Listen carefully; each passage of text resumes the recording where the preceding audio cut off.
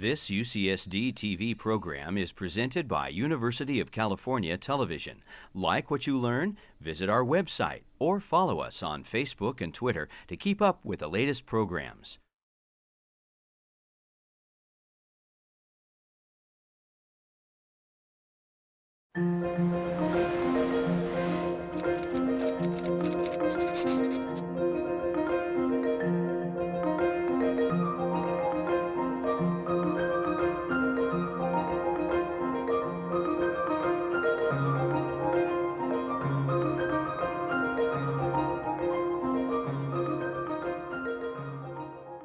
Welcome to our 19th annual Writers Symposium by the Sea at Point Loma Nazarene University. I'm Dean Nelson on the journalism faculty at the university, and tonight we have the enormous privilege of having Jeannette Walls with us. She's the author of 4 books, most notably The Glass Castle, which was a New York Times bestseller for almost 7 years, The Silver Star, Half-Broke Horses, and Dish, How Gossip Became the News and News Became Just Another Show. She was a writer for New York Magazine and Esquire and MSNBC and several other publications and sites. And it's an enormous pleasure, Jeannette, to have you at our Writers Symposium tonight. Thank you. Thank you. Thank you.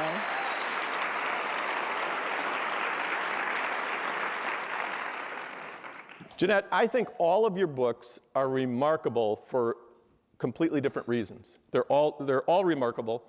In addition to the story that you tell of your upbringing in Glass Castle, let's start there.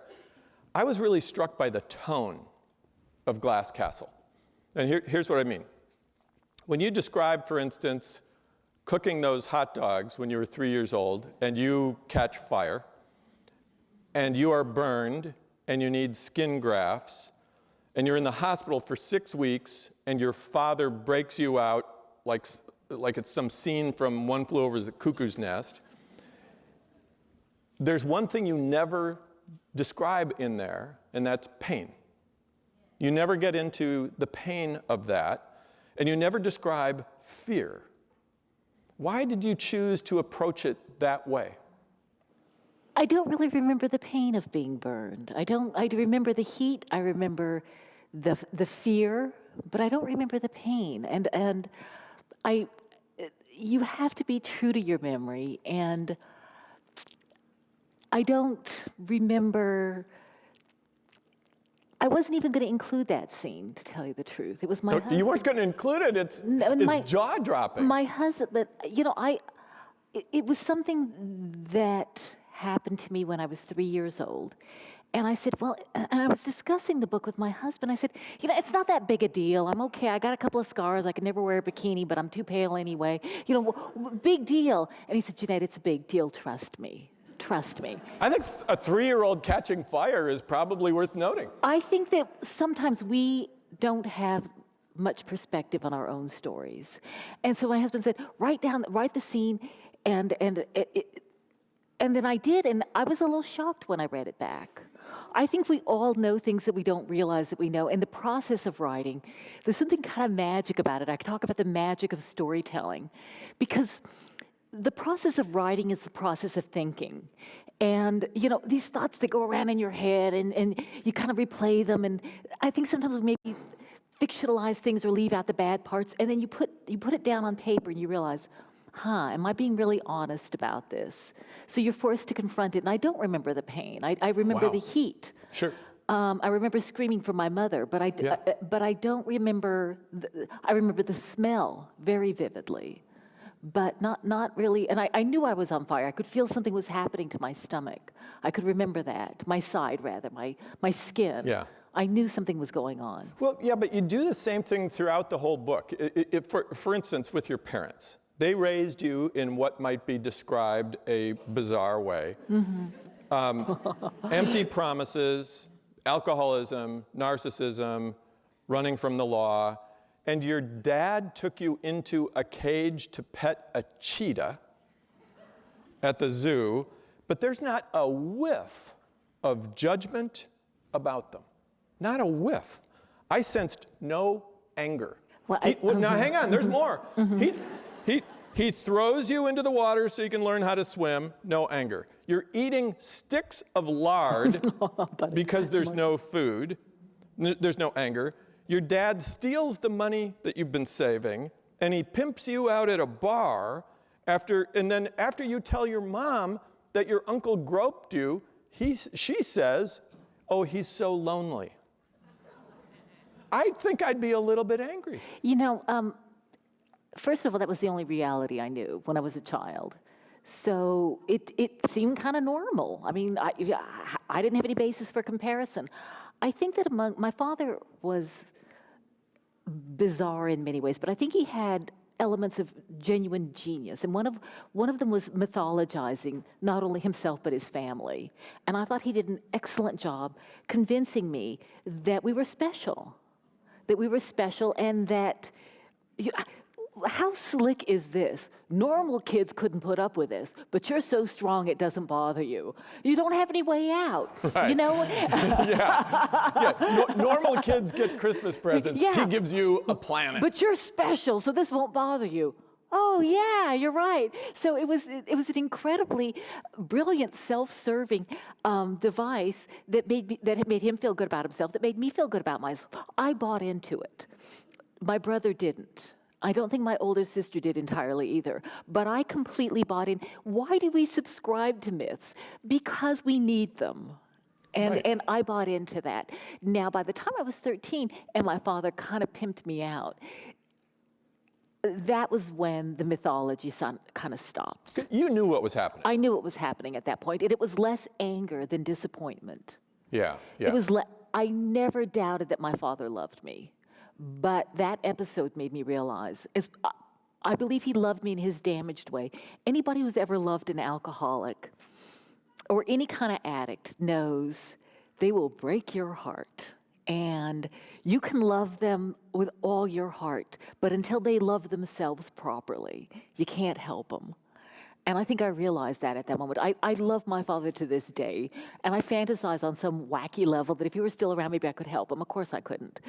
But that episode was the worst experience in my life because it made me realize, as much as I love him and believe he loved me, he was never going to build me a glass castle. He was never going to, not only was he not going to protect me, he was going to put me in harm's way. Worst thing that ever happened to me, also the best thing that ever happened to me. I believe that the worst experience in the world has a valuable gift wrapped inside if you're willing to receive it.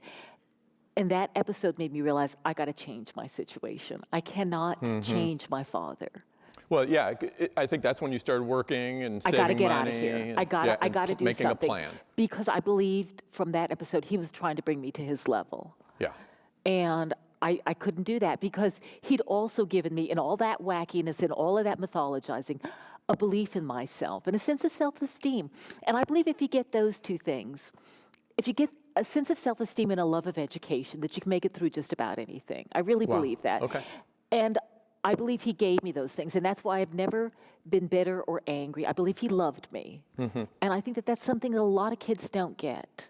Well, yeah, people who would have what we would call a normal childhood oftentimes don't have the kind of love that you got from your father. I never doubted that he thought the world of me. And he told me I could do whatever I wanted and be whatever I wanted, and that's extraordinary. And he made me believe that. I never doubted that I would go to college. It was never a question in my mind. And I think that that's something, I also never doubted that I would do okay, that I had the resources that I needed to get myself out of a bad situation. You know, Glass Castle is such an unusual story, and yet it just draws people to that book and to you, even though their story doesn't even come close to how wacky yours is, and yet it has resonated. I mean, how else do you explain something that's been on the New York Times bestseller list for almost 7 years? Yeah, I think one of the reasons people like it is they encounter a family that's even weirder than their own. And so like, what a relief! Yeah, that could be. Or it reminds me, Mary Carr used to say that the definition of a dysfunctional family is any family that has more than one person in it. It's true. You know, I'm also shocked by the number of people there are like me out there. Really? Oh, yeah. Oh, yeah. So many times people come up to me afterwards, and very often they'll wait until the crowds are gone and they'll say, your story is my story. Wow. And they'll roll up their sleeve and they'll show me where they got burned cooking oatmeal for themselves when they were 3. Or, they might have been raised in great wealth, but their father reminds them of my father. We've got something in common. They've got a wacky bipolar mom for an artist. So the details don't have to be identical. But a lot of people, and it's the magic of storytelling, that if one person has the wackiness or the craziness to go out and tell the story, it gets other people to open up about their stories. True. That's true. And so that's why, it's really not about me. It's about the storytelling and the love, and I guess you could say forgiveness, but I'm not nuts about the concept of forgiveness. It's not like I forgive my parents. I don't forgive them because they are who they are. They were who they were. Mom can't take care of herself. How could I expect her to take care of me? And if I resent her or am angry with her for that, it's not going to do me one bit of good. That's true. She had certain gifts to offer, I believe, a sense of optimism. Some people say she's in denial. She'd deny that, but Mom sees the good in every situation. Okay. Well, I just love the perspective that you've taken from this upbringing that you had. You never claim, the victimhood or anything like that. In fact, you gave one great example of perspective. I think it was when you were at O'Hare Airport and there flight delay, and everybody was wigging out. Do you remember what you said? I don't remember exactly what I said, but it's so funny. One of the gifts of having a childhood like I did is it puts things in perspective. This is nothing. Flight delays, this is nothing. Well, you have bathrooms, you have food. Calm down. You got flush toilets, honey. You got nothing to complain about. Life is good. I can go to a grocery store and buy anything I want. That's a miracle to me. I will never take running water for granted. It's a miracle. You turn the little knob, and this hot water comes out. Stuff comes out. It's amazing. I got me a thermostat, honey. I just moved that little old thing over, and it gets warm. This is a miracle to me. Oscar Wilde once said, "A necessity is a luxury once sampled." And I'm afraid there's some truth to that. I think that we are so lucky in this country. We have so much. The only problem is that sometimes we take it for granted. Yeah. And sometimes we think we can't survive without these things. And people say, "Oh, you're so strong, you're so resilient, I could have never survived." Of course you could. Of course you could. Yeah. I just had the great blessing to have a crappy childhood and know that I can. I'm not sure I've heard that sentence before. Other people, they got to pay to go off to Outward Bound to learn these things, I got it for free, No, and I think, tell me if I've got this accurate. You knew you were going to write about this at some point. Yeah, I mean, you were afraid to, obviously. You thought you were going to get kicked out of the club and people wouldn't like you. But you got a little thumb in the back to do this because, as I recall, the Village Voice had met your dad and was doing a story. That's right. And here you are, this celebrity journalist. And is this true that the Church of Scientology was working on, was trying to dig some dirt up about you and found out about your parents? The Village Voice had this columnist, Stan Mack, who wrote Real Life Funnies, and he'd follow wacky people around, overheard dialogue, these comic strips with these stranger-than-fiction characters, and he did the whole series on my parents, and it was hilarious. And because he just found him on the street, He just found him, and there were these real characters. My father is so eminently quotable, and he's just this character, and he's this great, he'd go on all these adventures and then get drunk and fall on his face and get in fight with cops and all that, and it was just incredible material.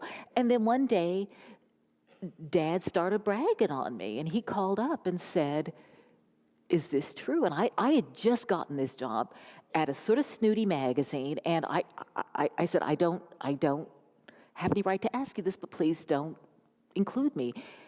And he paused and he said, I understand. He said, this must be so weird for you. And I don't know why he was good enough to do that, but it really got me to thinking, that, this could come out. But then, not too long ago, I was writing an item on Scientology, and I got him a little PO'd, and Not the group you want to get on the wrong side of. well, I'm such a yard dog. I kind of love that stuff. And that's one of the reasons I was good at what I did, because people all the time threaten me. We're going to sue you. You better watch out behind your back. I got beat up wherever I lived. This was nothing new. It's like, yeah, you and whose army? So I get these fights. I was fearless. I was just like so. And one time, though, the Scientologists, they started an investigation of me. And my first reaction is, I've always been very fastidious about not taking free dinners or free lunches or gifts that people tried to send journalists. I always send them back. And so my first reaction is, I have nothing to hide. I kind of do, don't I? Actually? Yeah. And then I thought, then my next reaction was, they have no right. And then I thought, of course they do. Of course they do.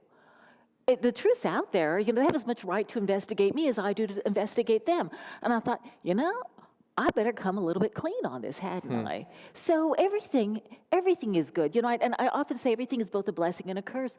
And so it's up to us which we choose to focus on. Having Scientology after me, it could have been horrible, but on the other hand, it forced me to be kind of honest. So yeah. Interesting. Yeah. Did they ever come up with anything and expose you? Well, no, they didn't. Somebody told me it was what's called a sloppy investigation, meant to intimidate me. Yeah. So Okay. I know they were snooping around about it, but I guess they didn't dig too deep. And I was really struck also in Glass Castle with, here you are, you're just kind of trying to figure out your place in the world, and you found it when you started working on your high school newspaper. Oh, yeah.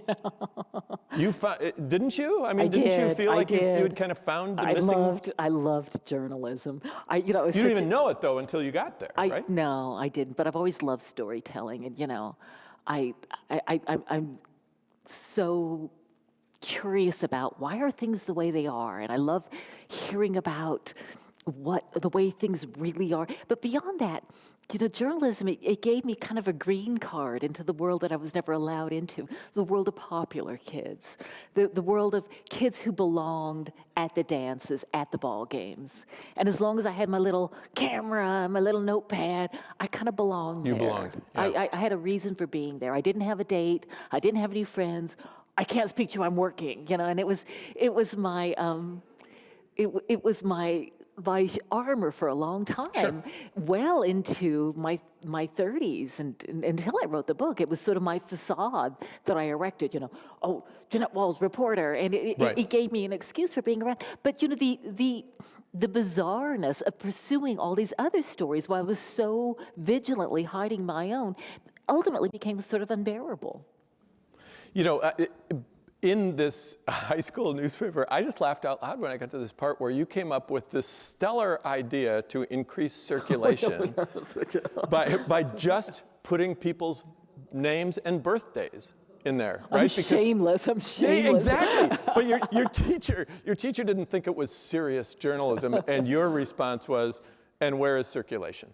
Circulation had skyrocketed because everybody wanted to see their name in the paper. You had some amazing instinct. Well, it's the same instinct that brought me to write about gossip, so I'm not going to brag about it, I just sort of follow where the interests were. I'm very pragmatic. I'm a very pragmatic person, and that's one of the things my upbringing taught me. Wow. Is just sort of the survival. You got to, the lofty ideas and the ivory tower are well and good, but you got to make a living. Yeah, and I was also really struck by, in that experience, you really got the feeling, that the sort of the fire for journalism when you interviewed Chuck Yeager. Oh, Chuck Yeager. Because, I mean, that was, speaking of your ticket into greatness, he was somebody, and you got to hang out with him. And he was also my father's idol. And it was such a perfect moment because, he was somebody who grew up in the hollows of West Virginia, and he not only escaped, but he made it big. He went up into space. He broke the sound barrier. And the beautiful symmetry of me interviewing this man who my father always wanted to be, and him helping me interview him. You know, how could I possibly hate a man like my father who prepared me for that? You know, who gave me that gift of not only wanting to do that, but the tools to do it. Sure. Well, then you became a reporter in Brooklyn at age 19, and I think I'm right with this, because I think I read Glass Castle pretty carefully. This is the only time in the book where you said you were happy. Huh. You got me there. I mean, but you felt a sense of... Oh, yeah, I loved being a reporter. I made like $125 a week, and I thought I'd really made it. I hadn't gone to college yet, and I thought there was no reason to go to college. I got myself a great job. I was covering politics, writing about food. I'm the least qualified person in the world to write about food. But I was writing about it anyway, taking pictures. I was working until 4 o'clock in the morning. And at the time I was living in the South Bronx, and I had to take the subway back in New York City in the late 70s. And I got mugged so many times, but I always fought back because I'm a fool. But I loved it. I loved being a journalist. And it was my editor who said, you need to go to college. Wow. You know, as bizarre as your family was, they were readers. Oh, voracious readers. And there's this scene, and I want to hear your take on them as readers and who they quoted. But again, I'm just thinking, you and your dad would read the dictionary. The dictionary. And then if you disagreed... If he disagreed. I'm sorry. I didn't disagree with the dictionary writers. He would disagree. That's wrong. And he would send letters to the dictionary. Yeah, then you guys would write letters. and he would start up a correspondence. They would respond, and he'd write back, and then they'd eventually get a little bit tired. But he was one of those cranks who was all the time calling up and disputing things, about the way that something was done. But yeah, he would. You always had books. Always. But I have to tell you, and I don't even know if I wrote about this, but I didn't go into my first bookstore until I was in my early 20s. Huh. It was always libraries, and I will always be indebted to libraries. And I remember the first time, yes, libraries, yay. What would we do without them? And it was weird walking into a bookstore. This is kind of like a library, except you pay the fine before you get the book. But our houses, wherever we lived, our cars were always filled with books. Sometimes it was because we didn't exactly return them, but very often it was because the library sells. We just always had books, always. Do you remember when you saw a television program for the first time? I think it was the program Lost in Space. Lost in Space. And you came back and told your mom about it? I couldn't believe anything was so amazing as this television that this family had, and these amazing programs would appear on it. And I ran back and told Mom the plot of it, and she was sort of like, oh, that's trash, that's, And she took out some H.P. Lovecraft and Edgar Allan Poe and started reading it, and I thought, dang, Mom's kind of right. That danger stuff was pretty exciting, but wow, Mom's actually right. Yeah, bring out a Ray Bradbury and you've got something. Exactly. Wow. Several times you have talked about the book A Tree Grows in Brooklyn that you read when you were 10. That's 440 pages. You read a book that long when you were 10? Oh yeah. I cannot remember not being able to read. When I was 3 years old, my parents were baffled. My father was convinced I could read, but Mom couldn't. She didn't know whether I'd memorized most of the Dr. Seuss books or could read them. I can recite most of Starbelly Sneetches to this day. That will be later in the program. Yeah, that's where we do the dance. We're doing a dance to that. We're doing an interpretive dance. But no, I was reading books without pictures, as we called them, from a very early age. But I was the slowest reader in my family. My brother blows me away with reading, and my older sister as well. They were even more voracious. And my mother, the amount of reading she does to this day is flabbergasting to me. And she remembers everything she reads. Wow. But back to Tree Grows in Brooklyn. Yeah. This is about something that the attempts were to try to eradicate it, stamp it out, right? But it kept, if I got the right book? The attempts to stamp out the tree? But it keeps... The tree, there's this wonderful description she has of this tree that grows no matter, people, it's considered a weed tree. Yeah. And it grows through cracks in the sidewalk. It grows when there's not enough water. And people hate it because it's so common. But if it weren't so common, people would think it was beautiful. And of course, it was a metaphor for her. And for those of us... What about you? I really related to this girl who was not popular, not pretty. She didn't have a lot of friends, but she loved books. And her love of reading... Oh, and she loved her drunken old daddy. And those two things they got her out of a situation. And I'm just amazed that that's what struck you, at 10 years old. I mean, you obviously connected at some level. Yeah, she was my best friend. Yeah. She was my only friend. Yeah. You have said that everyone should write a memoir. I kind of think so. I think everybody has a story. Yeah, but they shouldn't write a memoir. Don't you think we have enough? No. I think everybody's got a story, and you don't have to publish it. Oh, okay. But everybody, okay, you can. No, everybody. All right, that relieves my mind considerably. Everybody has a story, and it doesn't have to be over the top wacky. But I think that one of the reasons I wrote Half Broke Horses is because so many people said I could never survive what you did. You're so strong and resilient, and I'm flattered by the comment. But as I said, it's nonsense. And if you think you couldn't survive without indoor plumbing and all these wonderful modern conveniences we have, think back a few generations when nobody had these things. Mm-hmm. And we all come from really hardy stock. We're all really resilient, and we just have all these luxuries now. But I'm a big fan of not only telling your story, but if possible, finding the stories that preceded you. There's these wonderful patterns that emerge. There's a reason for things are the way that they are. And very often the people who have the most amazing stories are most reluctant to tell them. But even if you had a very easy childhood, there's something that needs to be passed on to your children.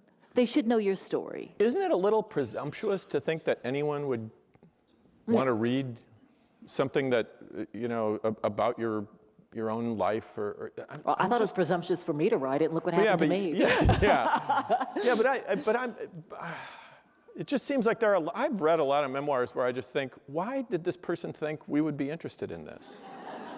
It wasn't yours, by the way, but am I just being too critical here? I'm interested in every memoir, but I think the ones that aren't interesting, people just didn't get deep enough. People weren't really ready to talk about what they should have been talking about. I have a friend, an acquaintance, who worked on her memoir for 10 years, had the most fascinating story, and I was wondering, how is she going to deal with this? There's so many weird, ugly things that went on in her life, and she became a product of them and did destructive things to her friends and her family. She came out with a 121-page memoir that just ignored all the stuff. Oh. And I think that's where people falter. There's always a story. There's always something interesting. It does, like I said, it doesn't have to be hair-raising or riveting, but we've all got a story. I believe that. Okay. You've also said that anyone who writes a memoir is being asked to be called a liar. Well, people challenge you. You've been challenged on Glass Castle. Oh, plenty. yeah, a number of times. It's sort of funny because my husband really had to pull some of this stuff out of me. I was ashamed. I was convinced that once people knew the truth about my wretched, dirty little past and some of the things I had to do to survive, that I would be a pariah. And my husband read a couple of early versions and said, "You skimmed over this. What really happened?" And I had to come clean. I'm very blessed to have had a husband who's a journalist and a good editor. And so when it came out, one of the very first interviews I did, Diane Rehm, NPR, and the first caller said, "Fascinating story. I don't believe a word of it."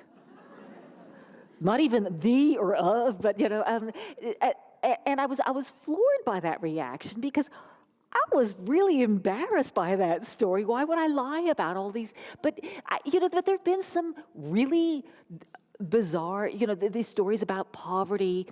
People come out with memoirs and they've lied about them. Right. There's a big list of people who have made these things up. And one of these people, she wrote about having grown up as a member of a gang in South LA and raised by a African American woman, and she's part a Native American or something like that. She was a Valley girl. She lied about all this stuff. And her sister turned her in. Her sister saw this interview in the New York Times and said, this didn't happen to her. She grew up in the San Fernando. Why would somebody say this? And in her defense, she said, well, I felt it was emotionally true. No. No. That doesn't count. I'm going to try that. That's fiction. Yeah. That's fiction. And if you must tell something that didn't happen but feels true, God bless you, go do it, but label it fiction. But yeah, people have challenged. This could have never happened. I refuse to believe this. You get called a liar. That's okay. It's going to happen. It sort of comes with the territory. I welcome people saying, could this really have happened? I find this hard to believe. It's a little wacky, and if it didn't happen in your sphere, I can understand people saying, really, really? But inevitably, when I'm at an event and somebody says, I just don't believe this, no man could be as wonderful and as horrible as your father. Somebody else in the audience will say, you didn't live with an alcoholic, obviously. Mm-hmm. So as many people who've challenged my story, there are as many who said, this could have been my story. So yeah, a story should be challenged because some people out there are liars. So we should challenge a story. I don't like being called a liar because I'm not. But if somebody wants to call in something into question, God bless them. They're allowed to do that. Wow. And that doesn't... I don't like being called a liar. I don't mind somebody saying, did this really happen? Really? Really? My husband did that. Are you sure that a cheetah licked your hand? Really? Really? And I had the same question. Well, in my sphere, this sort of thing happened all the time. My father kind of loved wild animals. He was always trying to get me to love them and not be afraid of them within reason. And it's the way I grew up. I was also at an event one time where people were saying you were an abused child. And I don't see it that way, but I understand why some people do. And they say, anybody who throws, being thrown into the water to learn to swim, that was abuse. And then somebody else in the audience stood up and said, and this was an older woman, I was taught to swim in this way, and all of my siblings and friends were this way. That's the way a lot of older folks were taught to swim. And it's a matter of perspective. And your mom, after reading this, she was kind of okay with this, wasn't she? No? She didn't like the description of her driving, but other than that, she was kind of okay with it. Yeah. She said, that's just like you to side with your father. Your father would always make fun of my driving as well. Of all the things you said about her, that was the one. She said, I didn't gamble. I said, Mom, I didn't write that you gamble. And she said, yeah, but you wrote that your father and I would disappear all night to a casino. People who read that are going to think I was gambling, but I wasn't gambling. I was just trying to make sure your father didn't gamble away the money. But then I realized that to a 7-year-old child, that's what it must have looked like. Sure. And you had to write the truth as you saw it. And I thought, that's pretty fabulous. That with all the things I saw, Mom, for all her faults, sees that, the truth is sometimes different from different perspectives. Now, a reader who's smarter than I pointed out, you think your mother would be more concerned with what people would think of her for leaving her kids alone all night than whether or not she's gambling. But my mother sees things in a certain way, and that's okay. That's okay. Did she really say to you that she didn't think you'd amount to much? She said of all the kids, yeah, she did. She said that, and I say this without false modesty, without anger or anything, my older sister was so brilliant, and so was my kid sister. My brother, strong, brave, all these things. I was just a hard worker. I was not the brilliant one.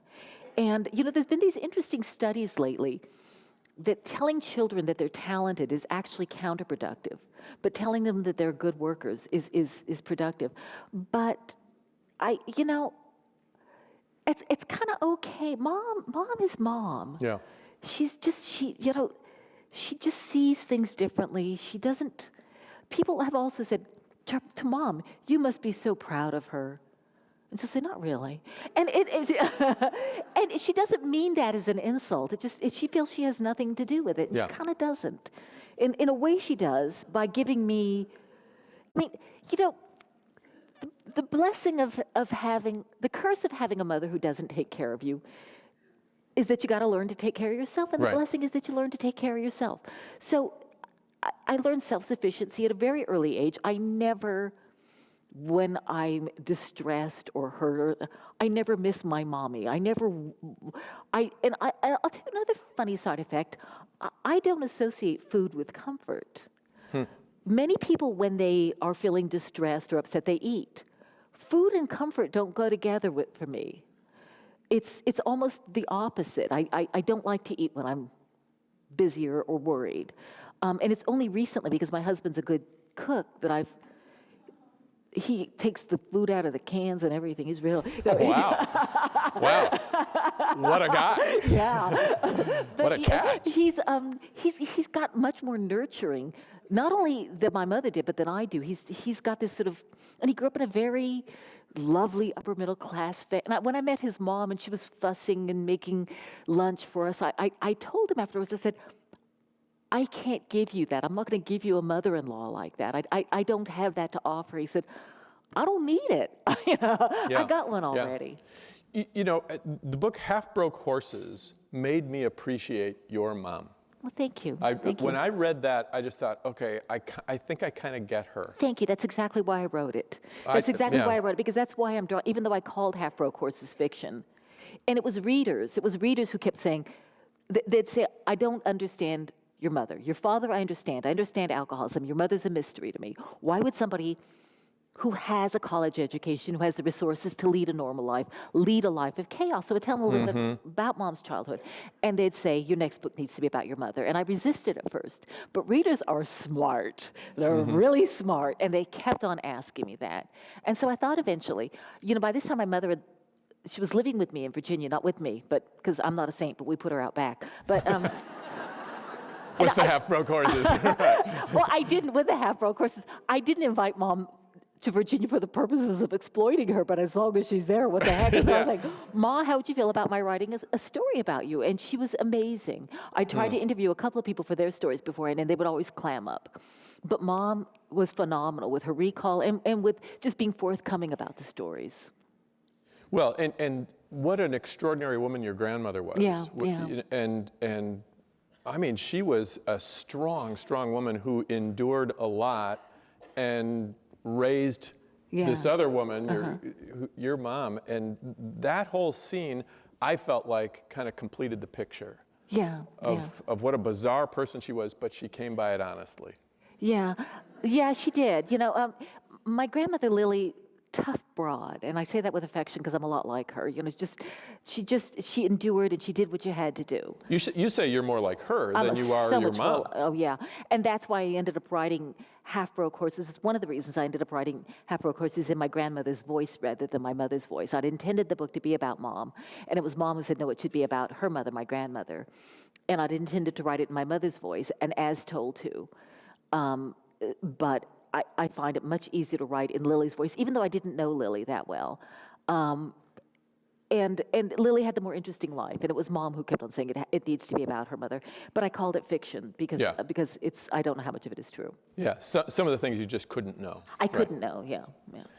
And so then in the book Silver Star, there are some similarities to your own story in Glass Castle, but one of the big differences in Silver Star, a novel, is toward the end, when some terrible, terrible things happen to these girls, there is just so much love that just starts to inflate. I felt like inflated the town and the family was loving, and when the town turned out to help rescue those emus. I live in a small town now, and I'm just so impressed, having been a city girl for so long.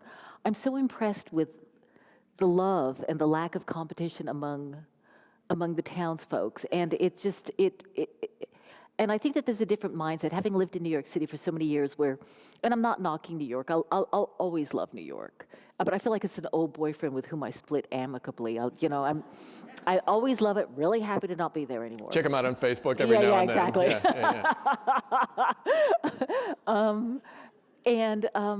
And I've come to realize that in these towns, it's a pragmatic reason, but when one does well, everybody does well. And that's why people are so interested in other people's business. It's not a vicious, when one does bad, people will turn on you too. They will turn on you in a heartbeat.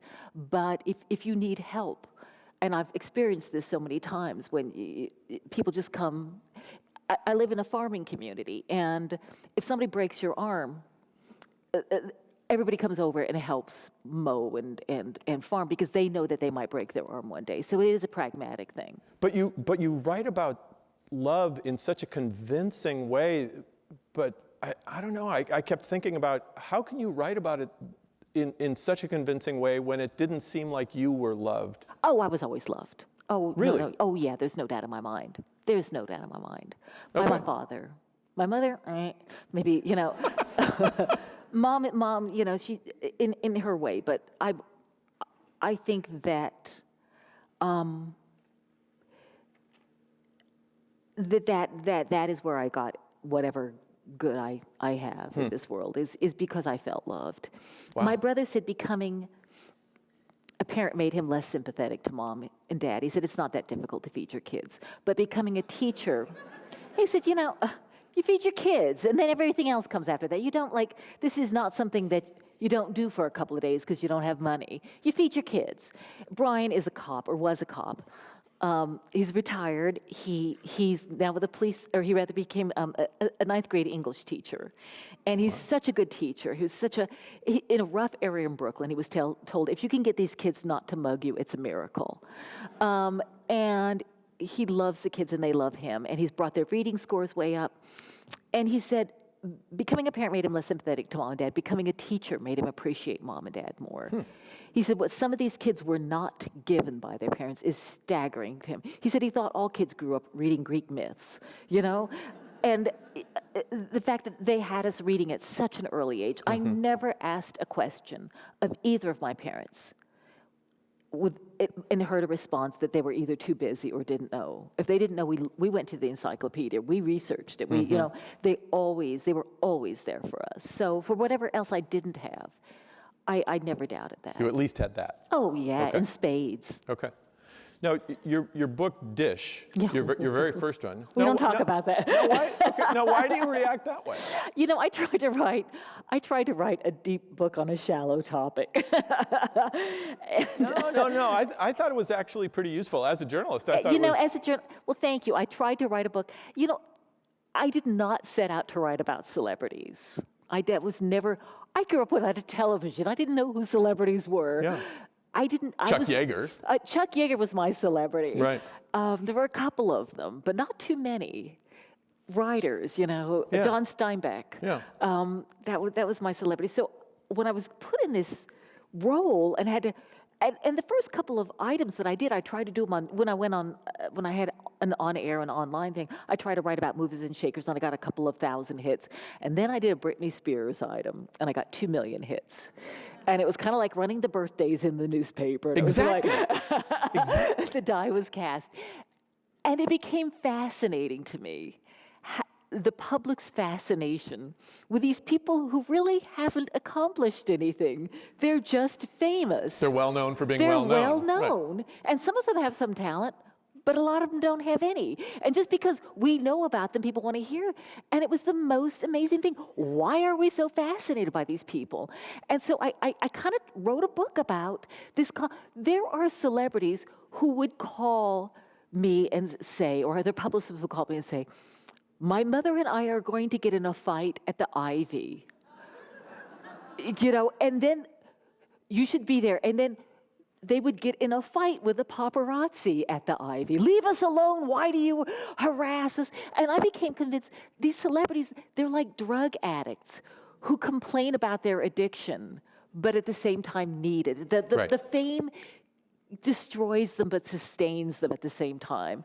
Oh, and anyone who is a fan of Princess Diana should not read this book. No, because she was a genius about manipulating her public image.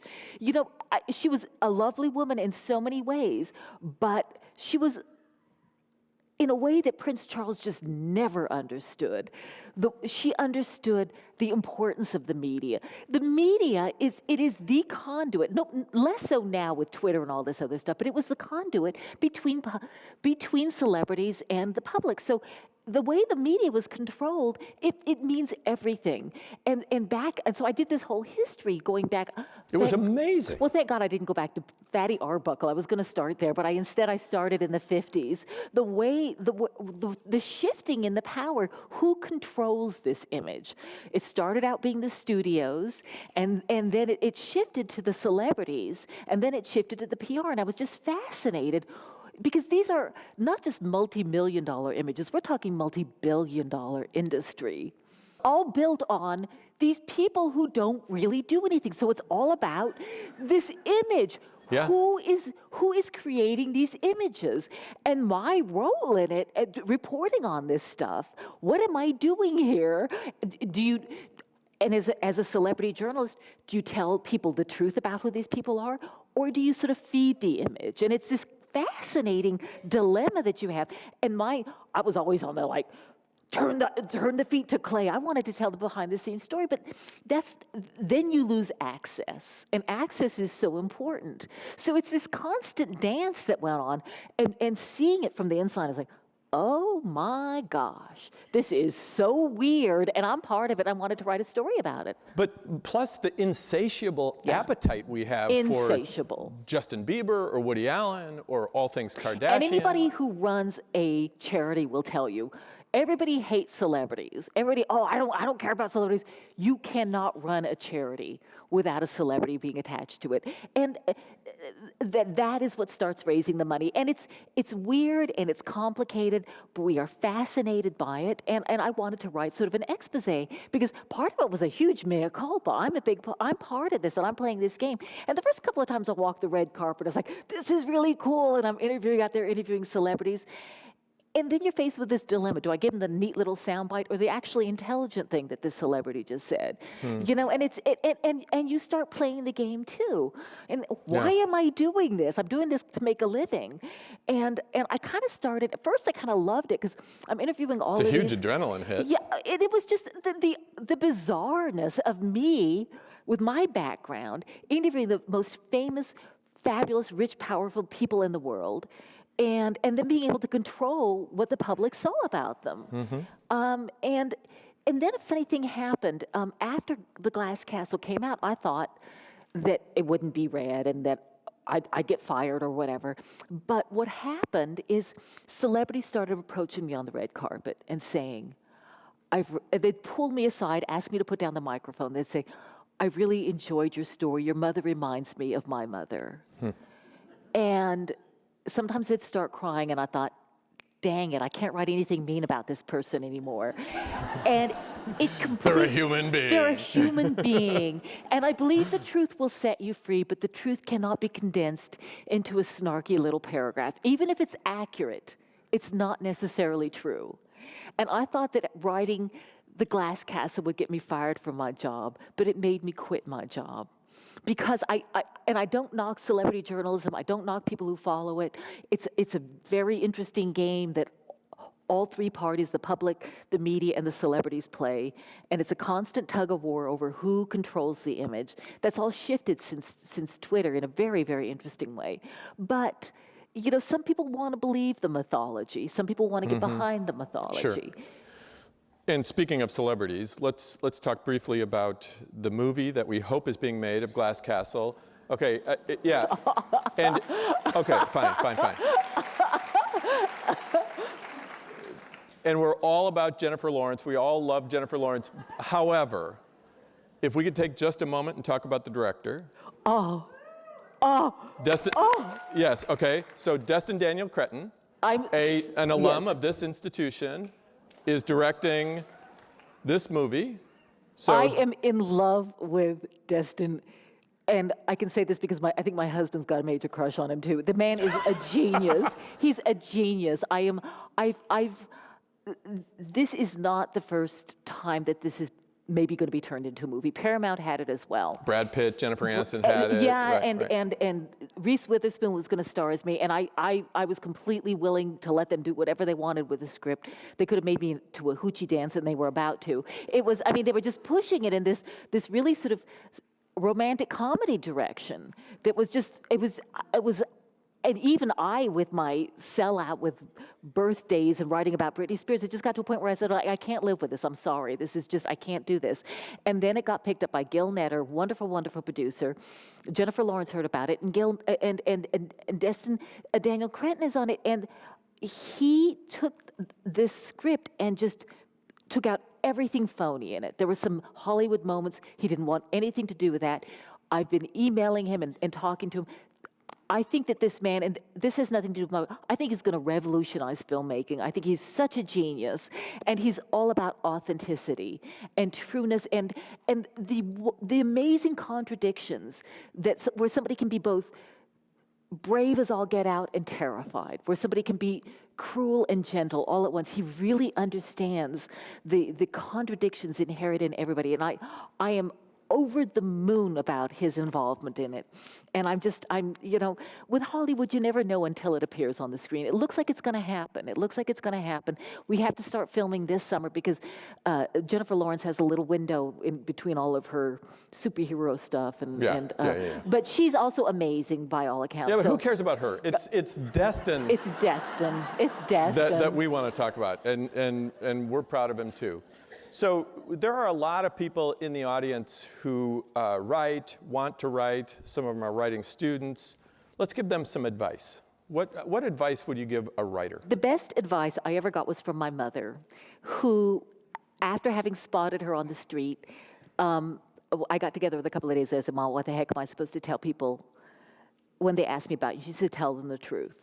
And I believe that it's the best advice anybody's ever given me, and I think it's true whether it's fiction or nonfiction. That being said, it's really hard. The truth, anybody who has siblings who's compared notes about your childhood, the truth Different is parents. It's somebody much smarter than me said, the truth is a liquid and not a solid, and it can take on all kinds of different shapes. And you have to figure out what is your truth. And your truth, people can completely agree on the facts and have an entirely different story. That just sounds so postmodern, though. It's not. It's not. It's just the process, and whether it's fiction or nonfiction, what is true? What do you believe? And I wrote the first version of The Glass Castle in 6 weeks and spent 5 years rewriting it. And that 5 years was trying to be true to what happened and how I really felt about it. Well, your method is blast it out and then revise, revise, right? yeah. So no matter how crappy it is. It doesn't matter how bad it is. Don't worry what anybody thinks about it. Don't worry about whether you're embarrassing yourself or other people. Get the story out. You don't know what the story is until you get it out. Then think about, well, what is the story? What is the beginning, middle, and end? What do I need to do here? Rewrite. I didn't know what the story was. I had a bunch of wacky relatives who never made it into the final cut. I had a lot more about New York City that I ended up not writing about. I didn't know what the story was. I was shocked the first time I read back my own story. I was like, dang, this is pretty wild stuff here, you know. And you had the patterns emerge, and you have to spend time with it. Well, and I was even struck with how you were improving dialogue in Silver Star. Didn't you and your husband act it out? Well, first of all, I highly recommend reading back anything you've written. Read it aloud for any false notes. But a couple of times when dialogue didn't ring true to me, my husband would say, okay, I'll be Uncle Tinsley and you be Bean. And he'd read out something and say, okay, be Bean. And I'd just shoot off at the mouth, and I'd say, that's your line. There, go with that. So that's one of the ways that we came up with the brilliant. dialogue. Well, it worked for us. I don't know how other people write, but that was just what worked for us. But regarding secrets, a very wise man once said to me, it's scary. It's scary. If you're looking to write nonfiction, it's scary, but a very wise man once said to me, secrets are a little bit like vampires. They suck the life out of you, but they can exist only in the darkness. Once they're exposed to light, there's a moment of horror, but then they lose their power over you. And I have found that to be so true, because these things that haunted me, these things that chased me, you can run from these things, but they will chase you. And if you are in a position to turn around and confront these things, they not only don't scare you, they're powerless. And it's so funny, these things like rooting around in the garbage for food, which it always just, I found it so difficult to write that scene. And I wrote it 20 times. And it was so cold the first. But it was so understandable that, when I heard that you didn't want that in the original version, I just thought, no, that has to be in there. Well, it has to be easy for you to see that. I couldn't see that. Huh.